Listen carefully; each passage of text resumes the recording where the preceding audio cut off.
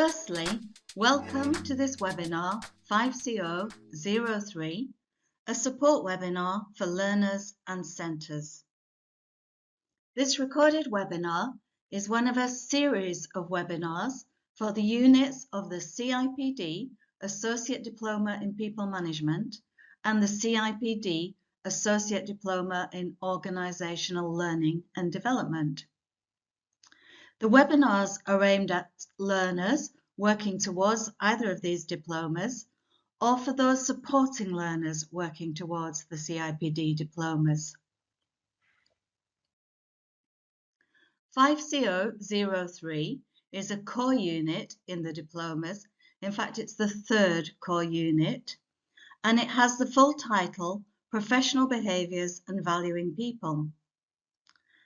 So what's the unit about? Well, essentially, the unit looks at the behaviours we would expect of people working in our profession, the people profession, at this level. It considers ethical principles and values and how we as individuals apply these values to our work. It also considers professionalism and what we as professionals do to develop and maintain our professional competence, ensuring we are always ready and able to fulfill the requirements of our role.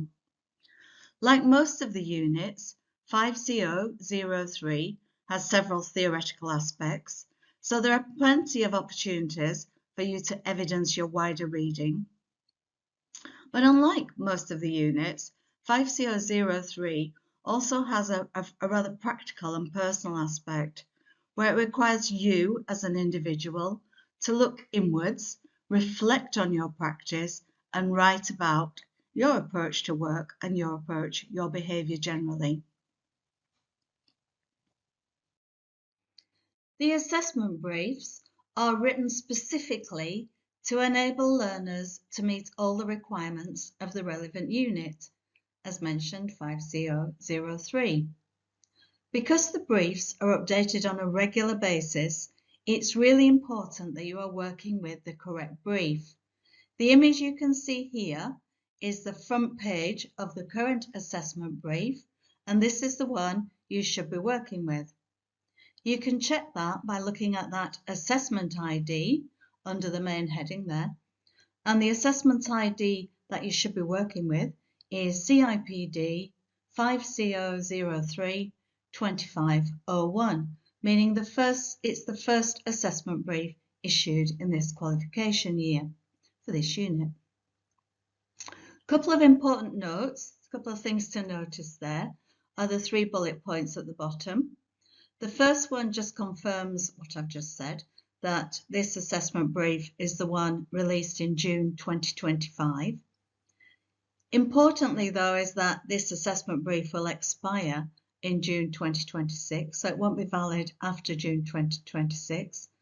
And very important for both centres and learners is to note that the last moderation window for assignments done against this brief will be September 2026. So that's the assessment brief, the front page of the assessment brief you should be working with. So let's now have a look what's in the assessment brief.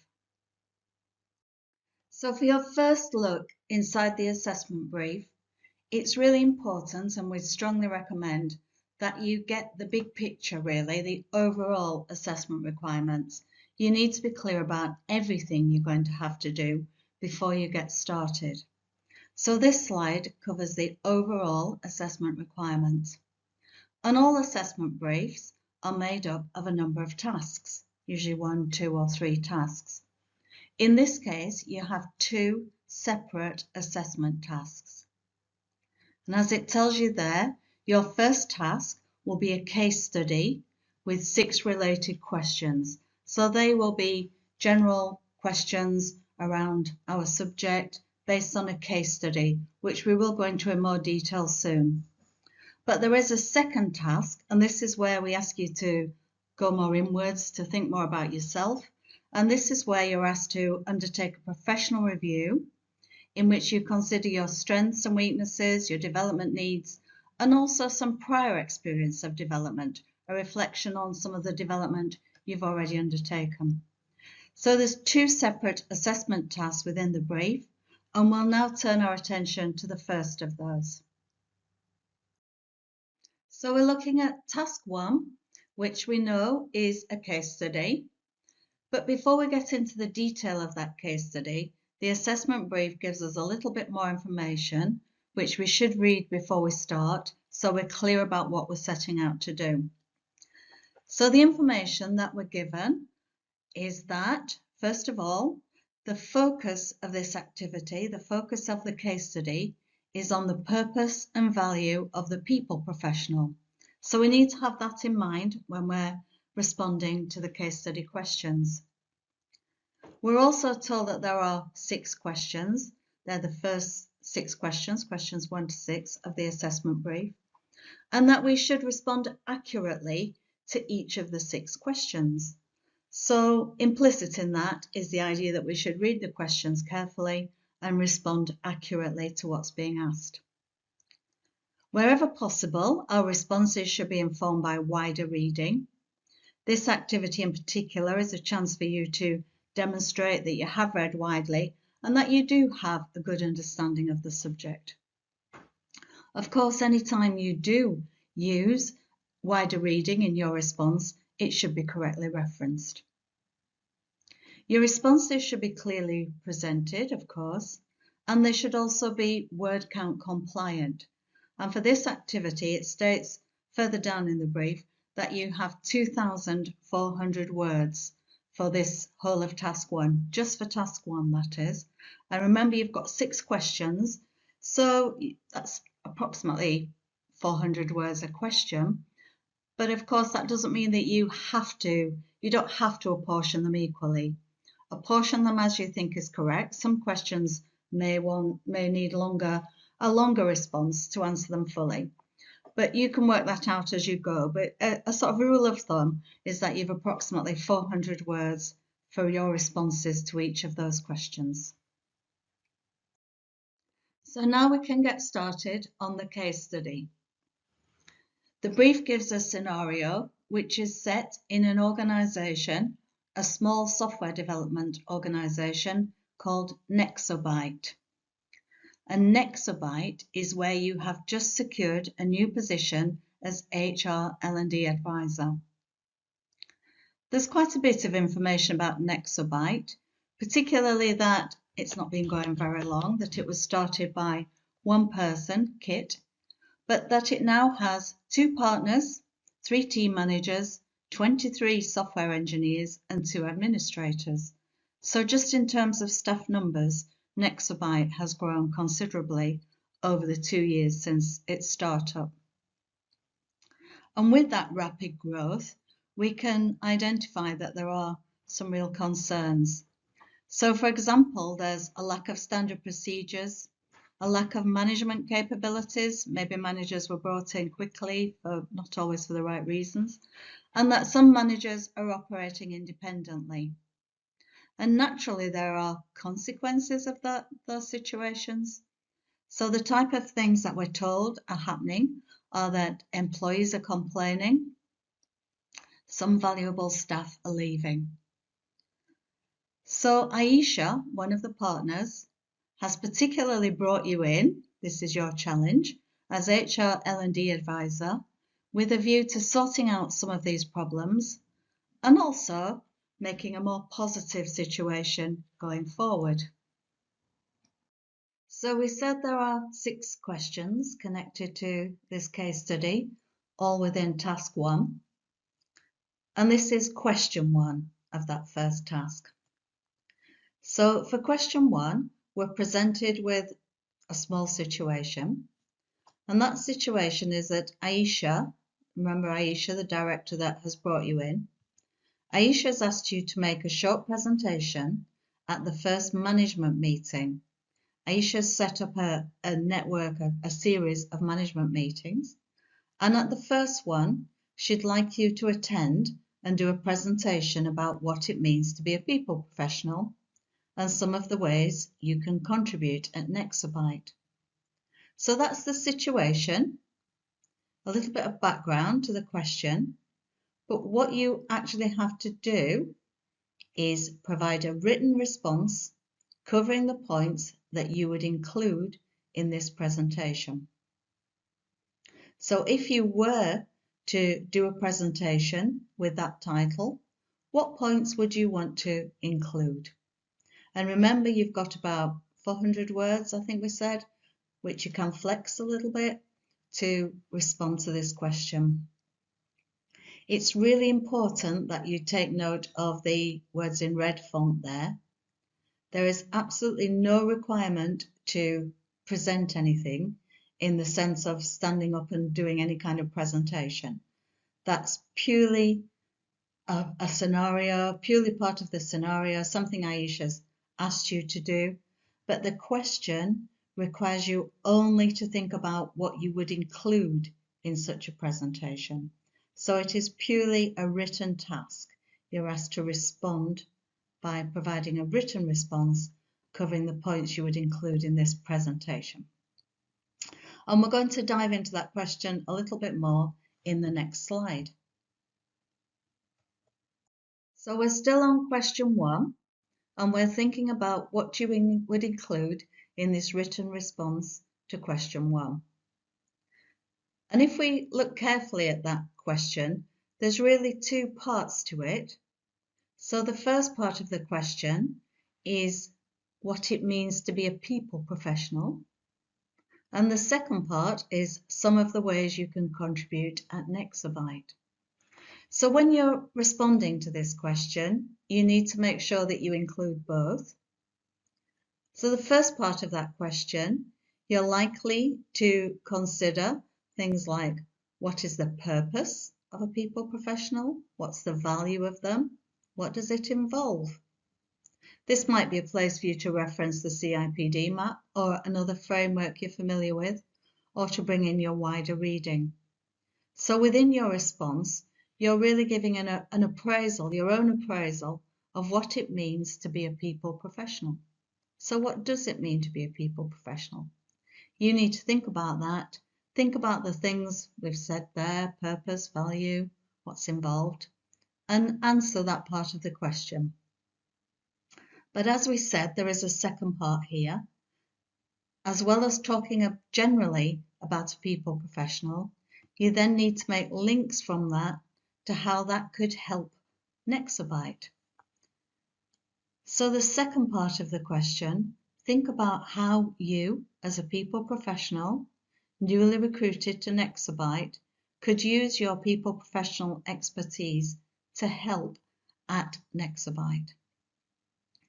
So I would look at the case study, think about the problems that have been identified, and then how you, as a people professional, could offer something that would address those problems. So you're bringing in some relevant contributions, relevant ways that you could help improve things at Nexabyte. So all of that together is question 1. As we said, around 400 words, give or take a little bit, to answer both parts of that question. And that's the end of question 1. And in the next slide, we'll move to question 2. So moving on to question 2. Again, we're presented with a small, short situation and then an actual question, something we have to do. So the situation here is that you're excited by your new role. You're happy to have been recruited to Nexabyte. And you can see that there's plenty to do, but you feel ready for this challenge. You're excited and ready to take on the role. That's the situation, but then the question, or what you have to do, is discuss 2 of your personal or ethical values that you believe will help you in your new role, and how consistently applying these will inform your people practice work at Nexabyte. So again, with a small situation where you're ready and excited for the role, and a question. And there's 2 parts to that question. Firstly, that you discuss your personal or ethical values, 2 of them. And secondly, that you discuss how application of those values will inform your practice at Nexabyte. And in the next slide, again, we'll dive a bit deeper into how you might respond to that question. So we're still on question 2, but we're digging a little bit deeper into our response. So as we've said, there's 2 parts to this question. So the first part is to discuss 2 of your values. It says that these might be ethical or personal values. Don't get too hung up on that. Values are values. What's important to you? What are your values? What do you believe in? Maybe it's about integrity, maybe it's about the way you work, maybe it's about fairness, equality. It could be all kinds of things. What are your values? Be honest here. Come up with something that's genuine that are 2 of your values. So identify those and discuss what they mean to you. How have they shown up in your behaviour or your work? Tell us about your values. That's quite a sort of general thing about you, but then the second part of that question, for each of your 2 values, you also need to show how it will show up again in your work with Nexabyte. So if you're about being fair or equality, then maybe that will show up in a way that you bring policies in. Maybe it will be about how you implement policies in the workplace, that they are embracing everyone's needs. If it's about honesty or openness, maybe it will affect the way you communicate. So they're just examples, but for each of your values, consider how they might show up, how they will be seen in your work at Nexabyte. So a good full question there about your values and your application of them. Important stuff. So you've got around 400 words, but with that flex that we've talked about, to respond to question 2 about your values and how they will inform your work. So that's question 2. Question 3 now, and again, similar pattern, similar structure. So first of all, we have a small situation where Aisha has emphasized that she wants you to be a firm voice for people practice. She wants you to be firm and solid as a voice for people practice at Nexabyte. So this means communicating with the management team in an informed, clear and confident way that will convince them of the managers for change and new ways of working. So that's the situation which you need to think about before you tackle the question. But then we move on to the actual question and what we have to do. So what we have to do is explain why it's important to communicate with the management team in an informed, clear and confident way, and to extend that to potential consequences, one for you and one for Nexabyte, if you are unable to communicate in that informed, clear and confident way. So again, it's quite clear what's required of you, question 3 there. And again, as before, there are kind of 2 aspects to that question. So in the next slide, we will have a look at how you might address that question. So delving into this question, question 3, a bit more deeply, and particularly into that first part about the importance of communicating in a certain way. It would be perhaps a good idea to start this response by confirming that idea that communication is important to our role. Why is it important that people practitioners can communicate well? Is that something about our product? Our product being often communication and influencing people to do the right thing, to follow good practice, be compliant, etc., etc. So bring out perhaps why communication here is important. And then it would be useful to tackle those 3 words. Those 3 words, informed, clear and confident, are there for a reason. They're there because they are very relevant and they describe a good way for us to communicate as people practitioners. So you could bring those into your response. Why is it important that our communication is informed? Well, would it be okay if we just maybe gave a few details if we didn't really know what we were talking about, but we still recommended something based on a few rough facts. How important is it that we get it right, that we are informed, that we know our subject? So think about that. Why do we need to be informed? Why do we need to be clear? Is it important that people understand us? Is it important that we're not ambiguous in what we say? If we are passing on a message to someone about something they should do or the way a company should behave, why is it important that we're clear in that? And if we're not clear initially, which is understandable, that happens in human communication, then is it about our ability to clarify and keep clarifying until things are properly understood? What about being confident in our communication? Is that important? What if we don't sound confident? We might not always be confident. It can be difficult sometimes to carry that responsibility. But sounding confident is important if people are going to believe in us, if people are going to have any trust in what we say, and people are going to feel confident themselves. We need maybe to pass on that confidence. So think about those three words. As we say, they're there for a reason, and answer that first part of the question. Why is it important that people practitioners can communicate in a way that is informed, clear and confident to inform other people?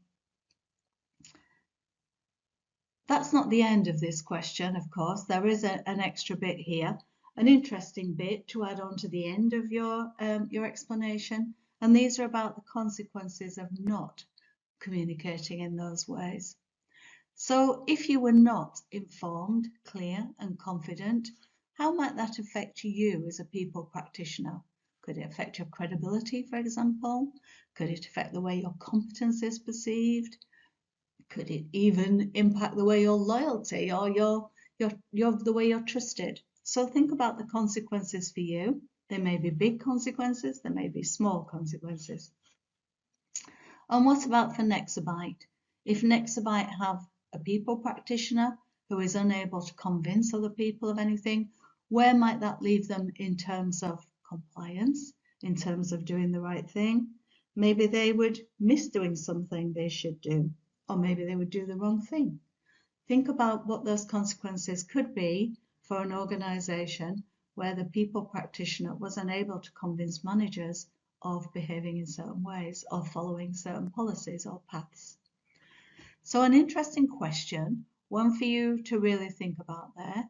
Think about styles of communication, why it's important to be informed, clear and confident, and think about potential consequences. An example, one for you and one for Nexabyte, of communication not being well undertaken.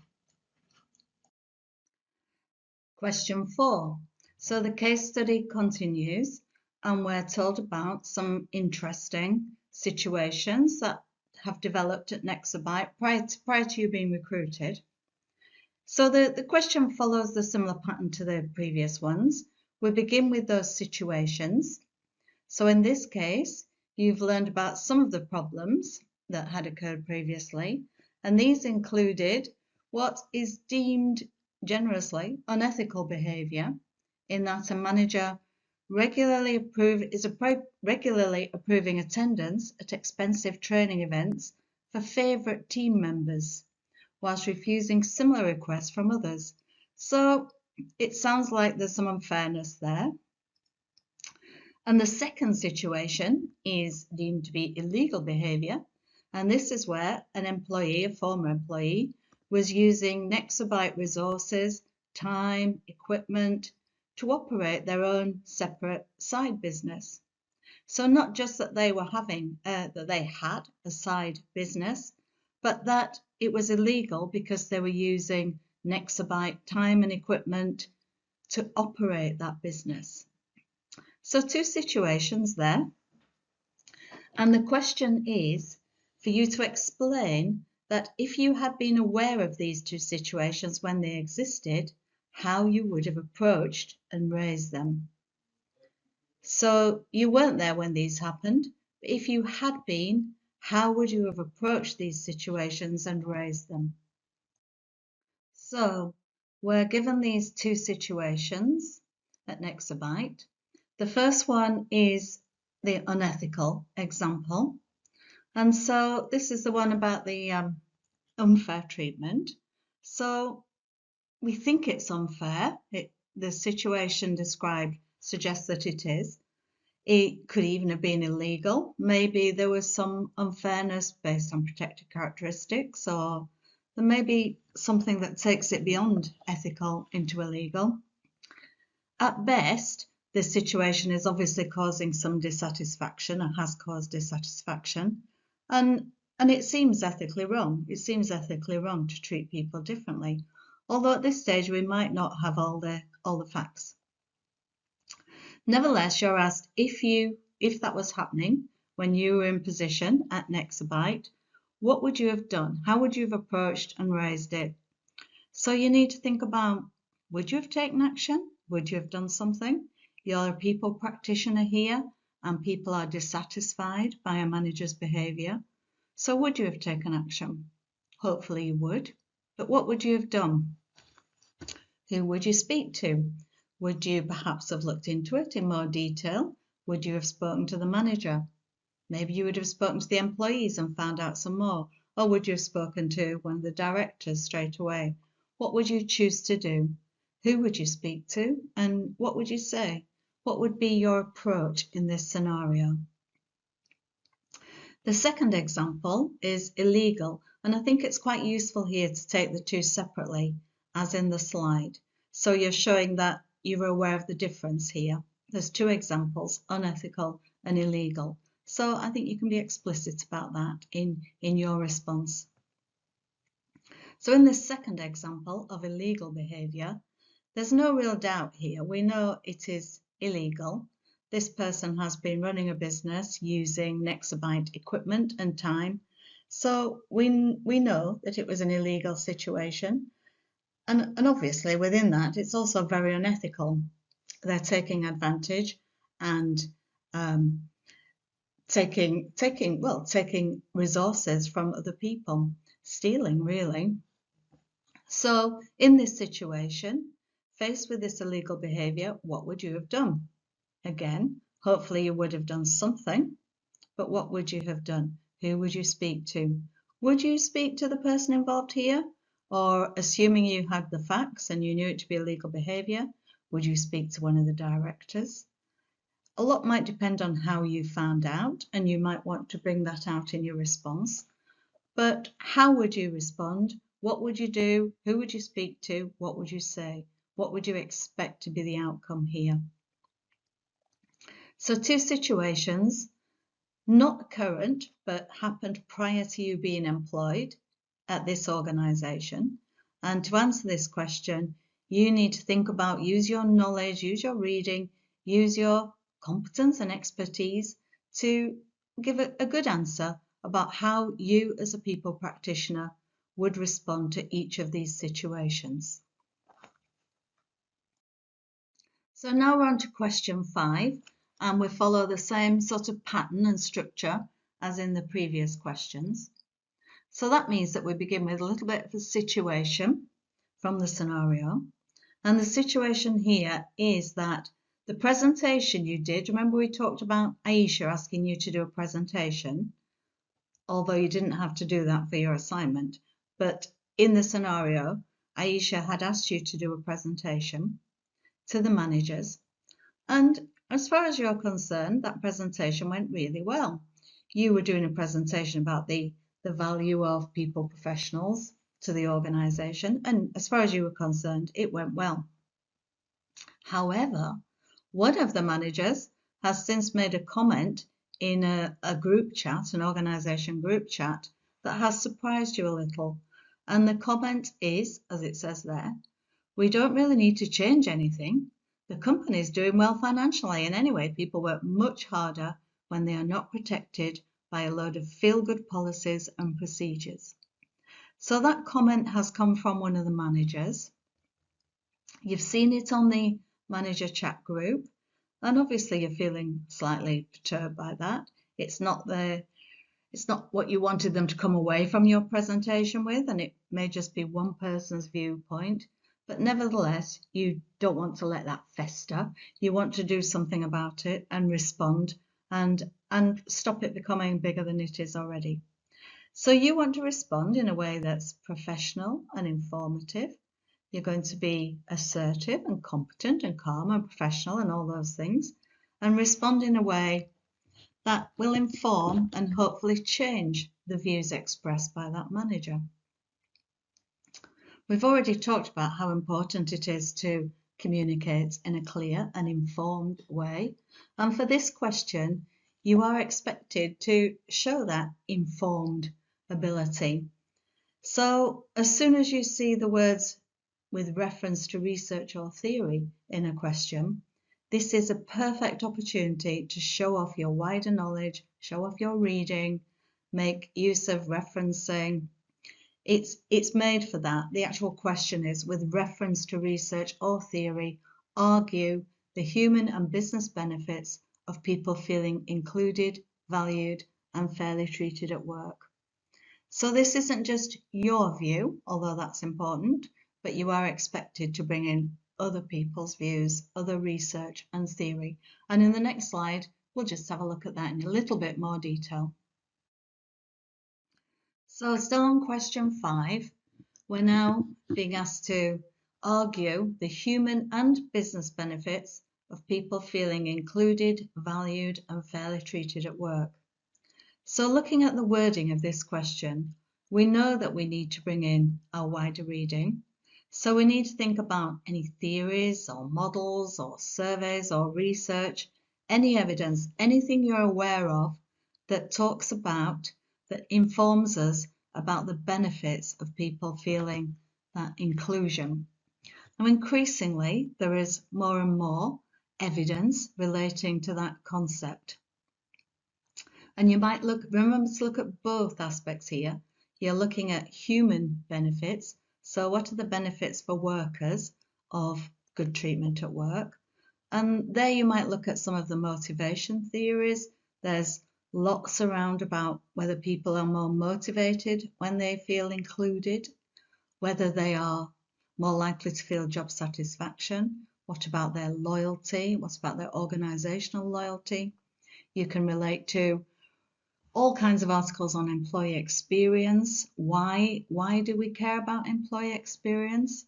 What are the benefits for humans? So there's a whole load of research that you can look at there. And equally, it's not just about people feeling good. We also know increasingly, and more and more research is appearing about the business benefits of people feeling included and well treated at work. So there's all kinds of research. There's research by Robertson, Sabawal, Nishi, some examples there for you. But there's also lots of surveys. Some of the big opinion companies such as McKinsey, Gallup. There's all kinds of sources where you can look to that will help you understand the benefits for humans and businesses, organisations, of people feeling included at work. So you need to, just jumping back to the blue square there, you need to come up with an argument, and you need to bring theories and models into it. So it's a good idea to say what other people are thinking. So you're arguing on the sense that so-and-so says this, but on the other hand, someone says this. These are the advantages, but there may be disadvantages. But it's also good within an argument to bring your own conclusion into that. What's your position? What's your argument? How would you argue for that kind of treatment at work? What do you believe? So for question 5, you are putting forward an argument for good treatment, as described there, good treatment at work. You are making an argument for it to convince managers, and you are doing that argument or making that argument in an informed way by bringing in theories, models, research, etc. that you're aware of. So as we've said, a great question to show off some of that wider reading. Question 6. So we've already made it to the last question in task 1. And question 6 follows that same pattern again that you should be getting used to now, of giving us a situation and then the question.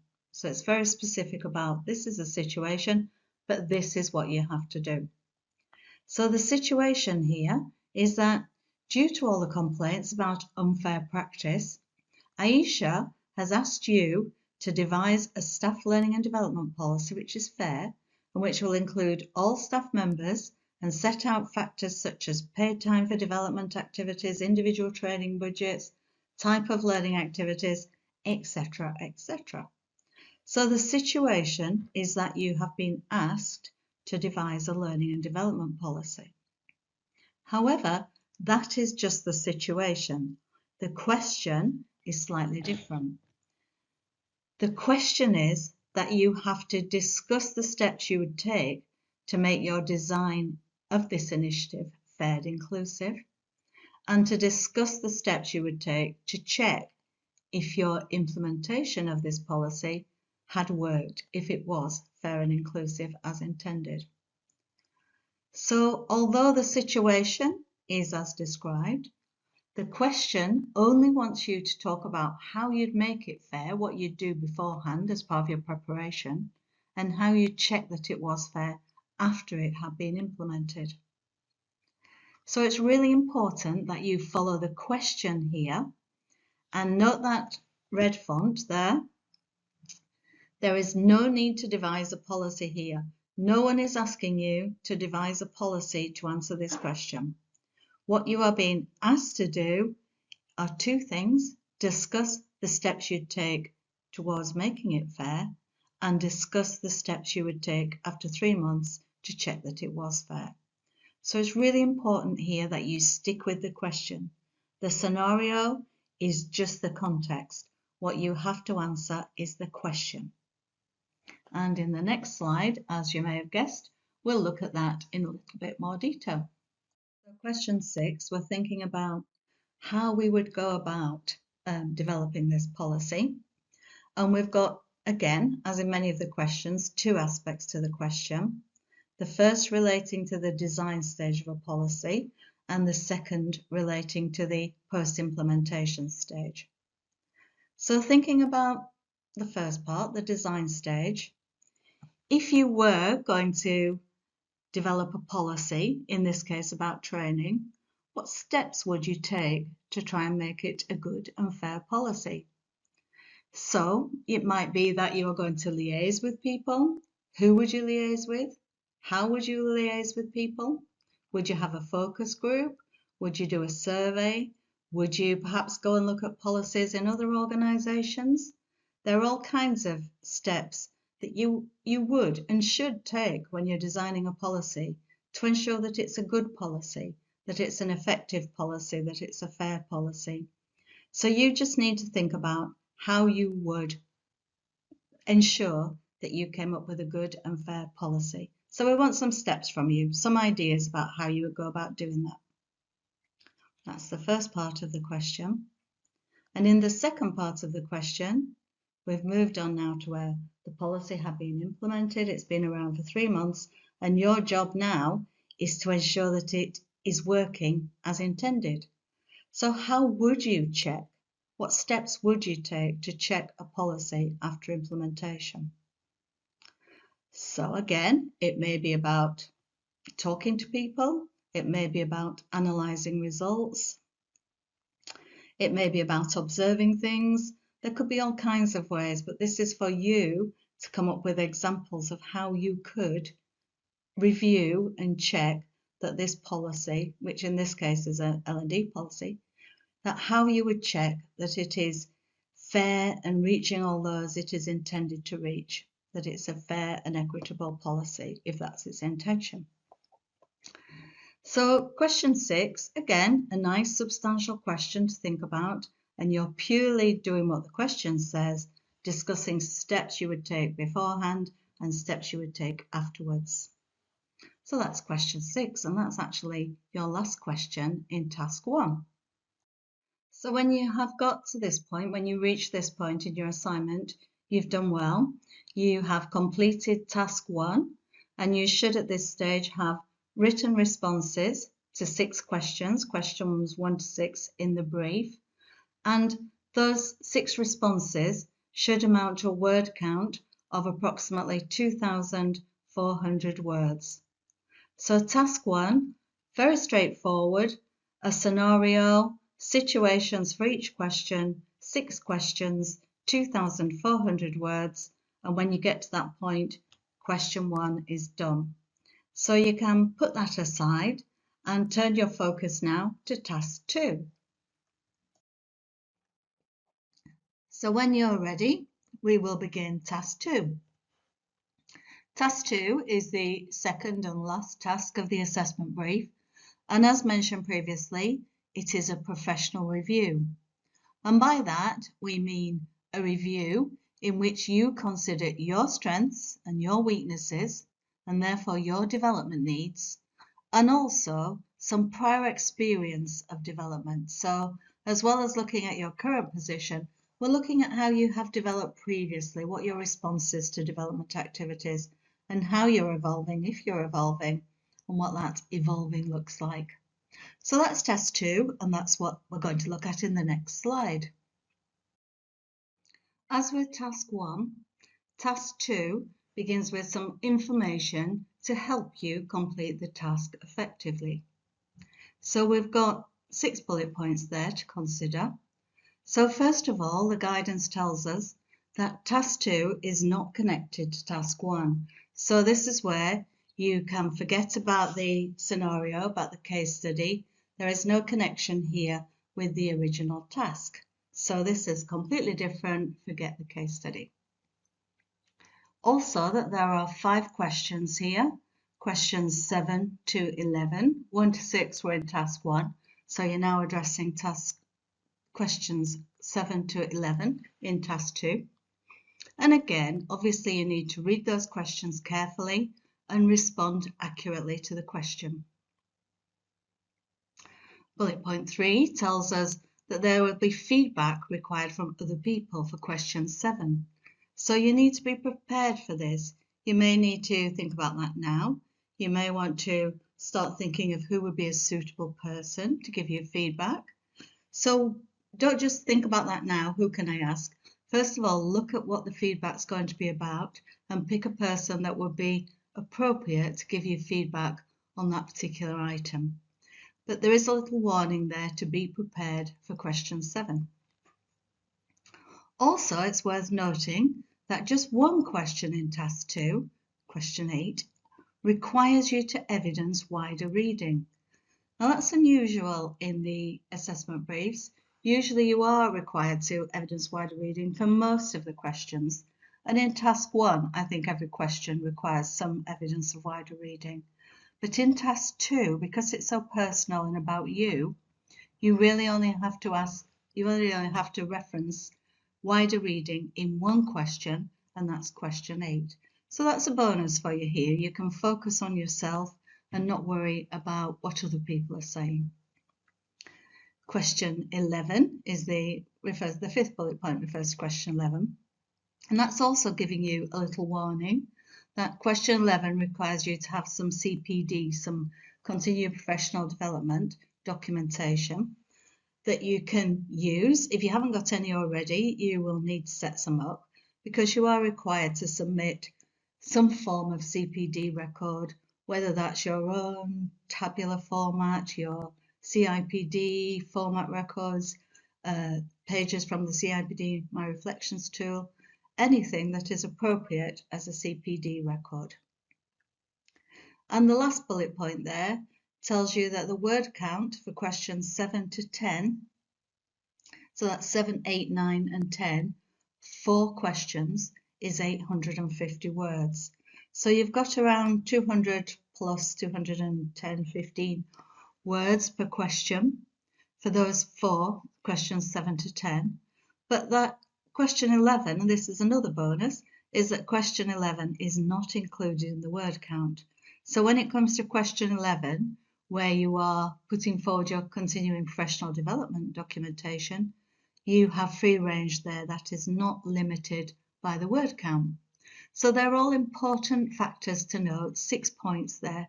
Make sure you read them and take them on board before you start your task 2. So we said that task 2 had 5 questions, and the first of those is question 7. And question 7 says that using a combination of your own reflections and feedback from at least one other person, review your behaviour against the 6 associate level standards for working inclusively from the CIPD profession map. So let's just unpick that question. So a combination of your own reflections and feedback from at least one other person. Do you remember in that last slide we said that you needed to think about someone who could give you feedback for certain behaviours? Well, this is where you're going to need that feedback. And what you're being asked for feedback against are these 6 associate level standards for working inclusively in the CIPD profession map. So you need to think about someone who would know about you and know about your behaviour in relation to these standards or these factors. So when you look at the CIPD profession map, and there is a link in the assessment brief, and we'll also provide it in the next slide, you need to find the behaviour working inclusively, and within that behaviour you need to find the associate level standards. So just looking at that chart there, that kind of beige grey chart, you can see that there are actually 7 criteria down the left hand of the first column, but that the 4th one doesn't apply. So those other 6 are the 6 standards. The second column with the F at the top stands for foundation, so you don't need to bother with that one. And the third column, CM, stands for Chartered Manager, and the 4th, Chartered Fellow. So again, you don't need to worry about those 2. The one you do need to concern yourself with is that middle column, headed Associate. So that is where you can find the 6 associate level standards. So you need to reflect on, with help from someone else, how your behaviour is in terms of inclusivity. Do you get to know people as individuals? Do you value diversity? Do you seek out and listen to diverse and fuse opinions, or are you quite rigid in your thinking? What do you like at building relationships? Do you try to build purposeful working relationships at work? Do you try and collaborate and make a positive working environment?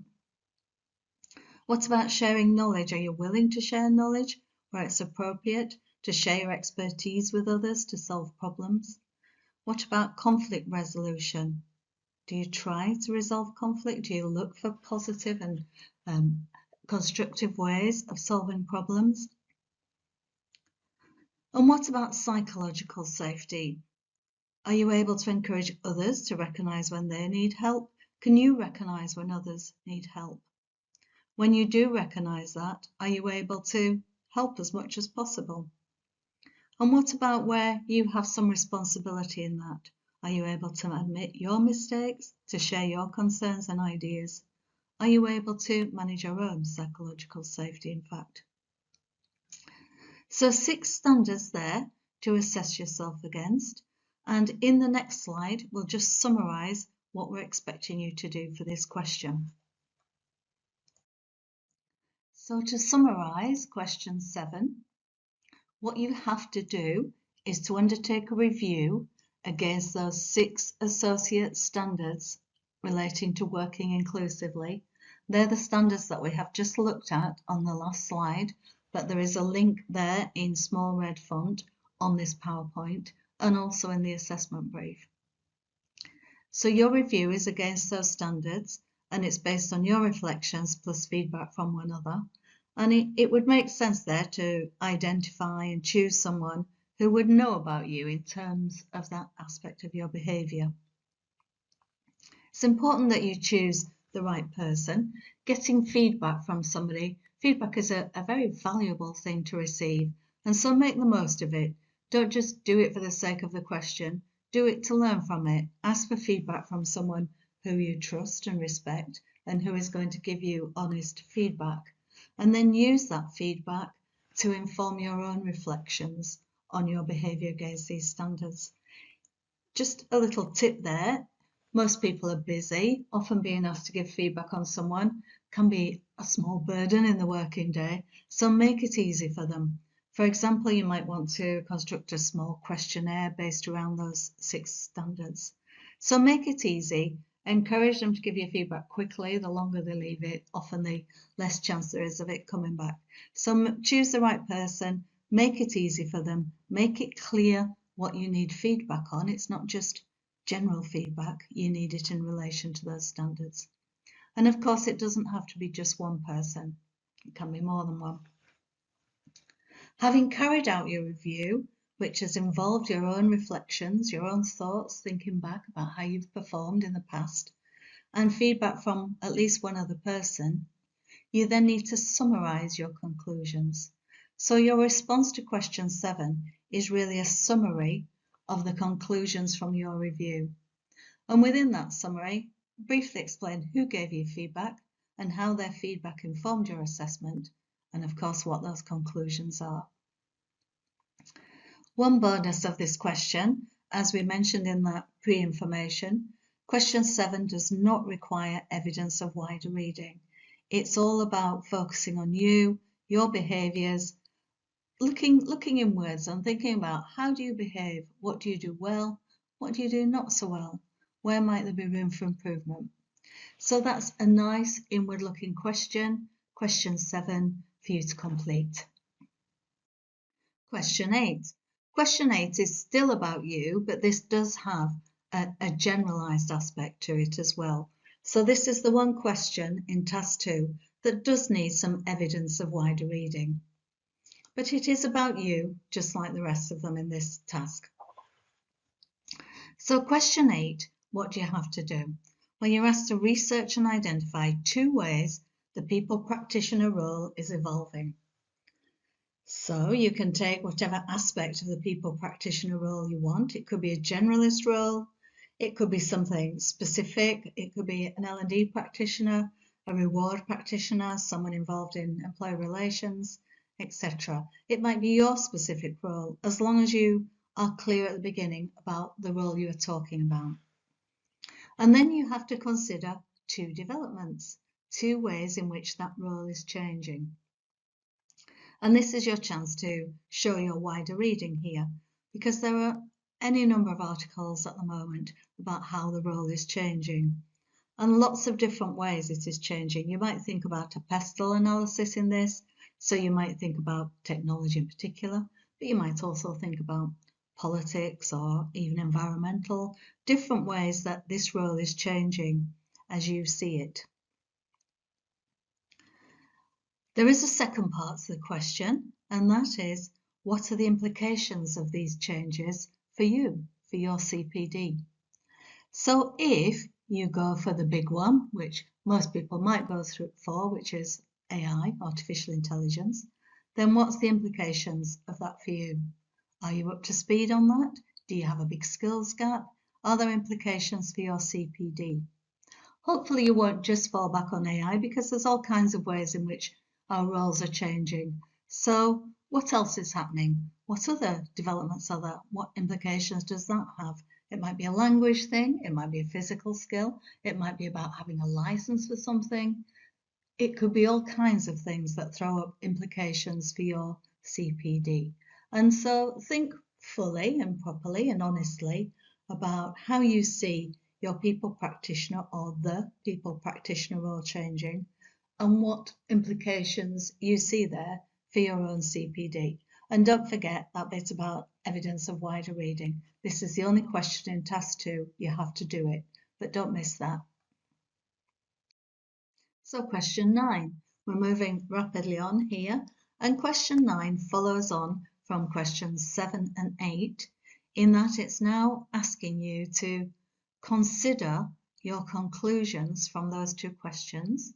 Question 7, which was about looking at your behaviours in terms of working inclusively, and question 8, which is about your research into developments in the profession.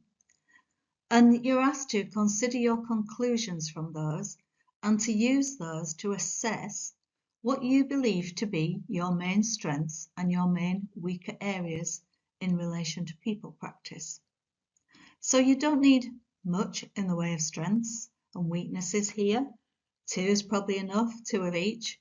What do you see as your strengths? What do you see as your weaknesses? Maybe 2 or 3 of each. Not many. We're not looking for, this might be part of a bigger assessment. It might be part of a bigger review you may be doing elsewhere.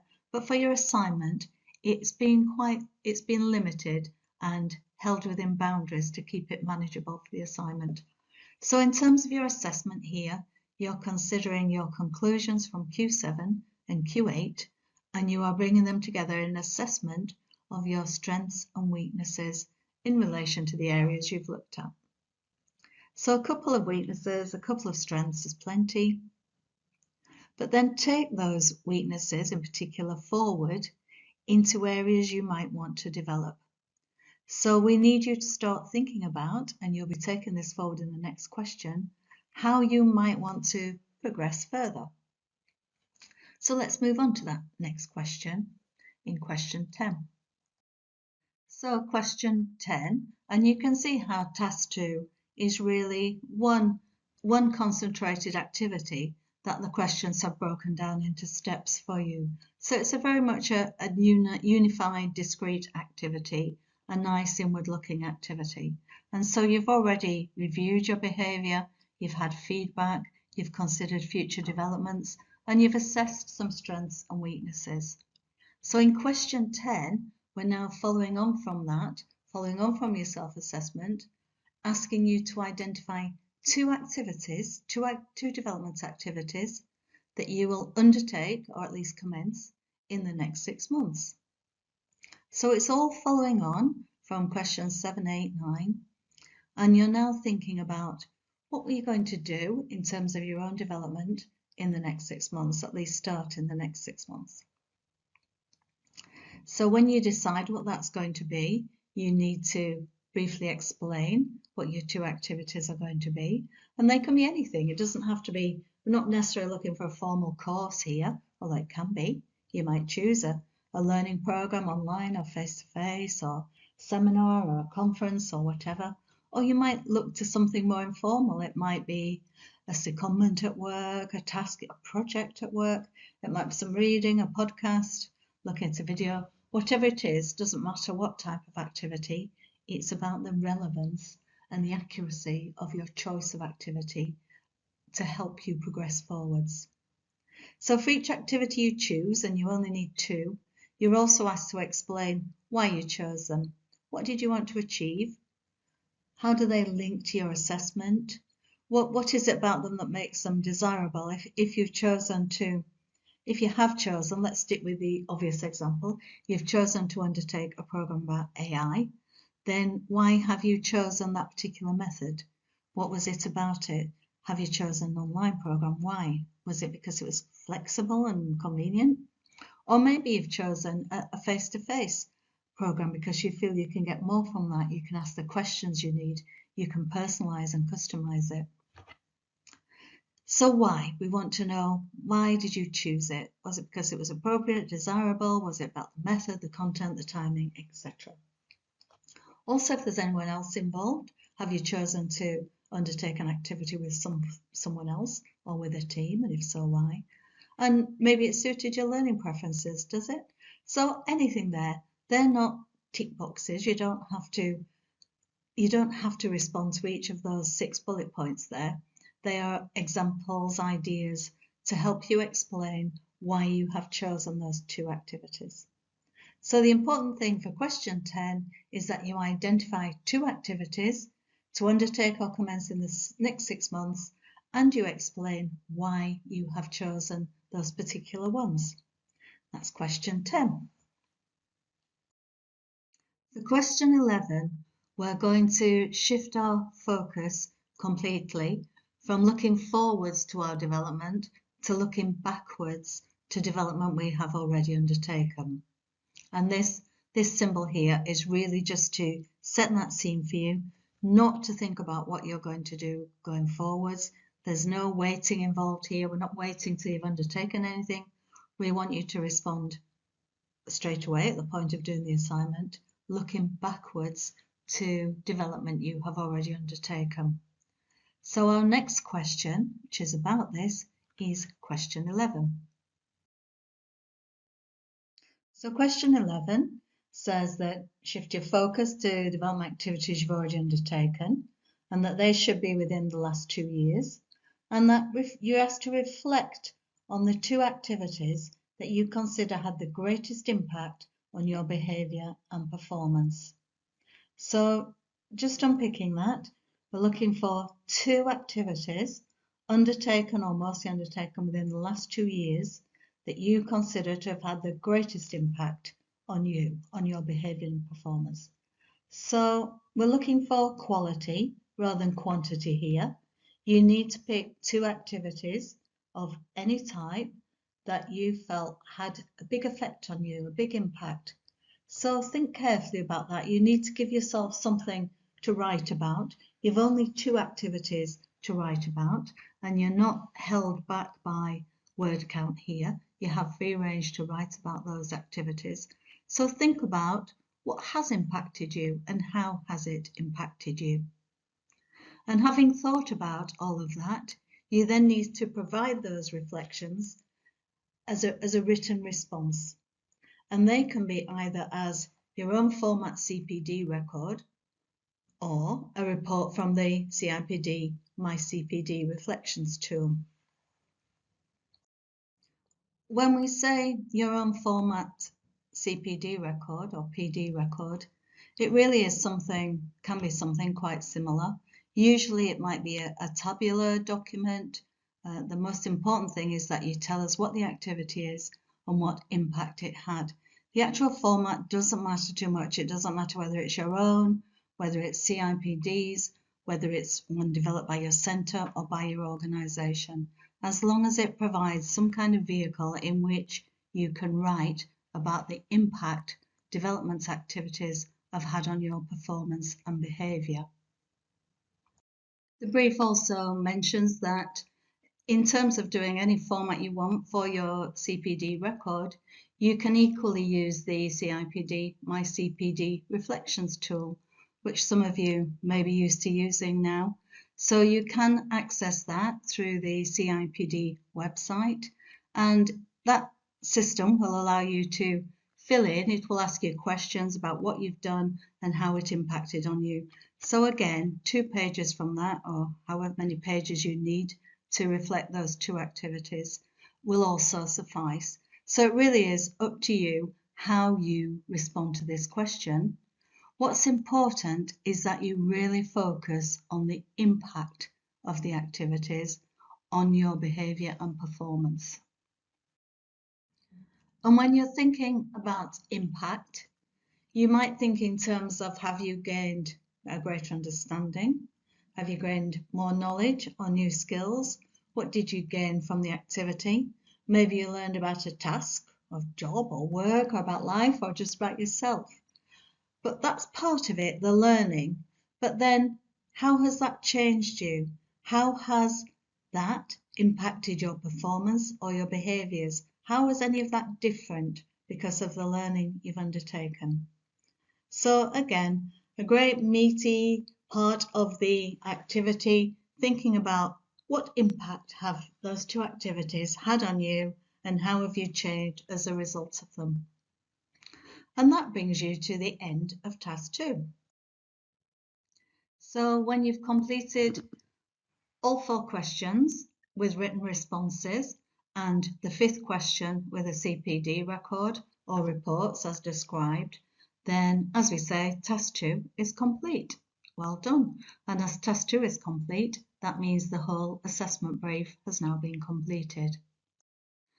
So as good as it feels to have got to the end of all the tasks, it's always worth just carrying out a few final checks, including, have you read all the instructions carefully? Have you responded accurately to those instructions, to those questions? Have you made it clear which question you're responding to? So you might want to do some form of signposting, perhaps small subheadings. You can see the examples there, and the first one uses the full question. The second example is a redaction of the question, just to make it maybe neater, more concise. Totally up to you, as long as your assessor can see clearly where you're responding to each question. Have you included evidence of wider academic reading where required? which is almost everywhere except for those questions in task 2.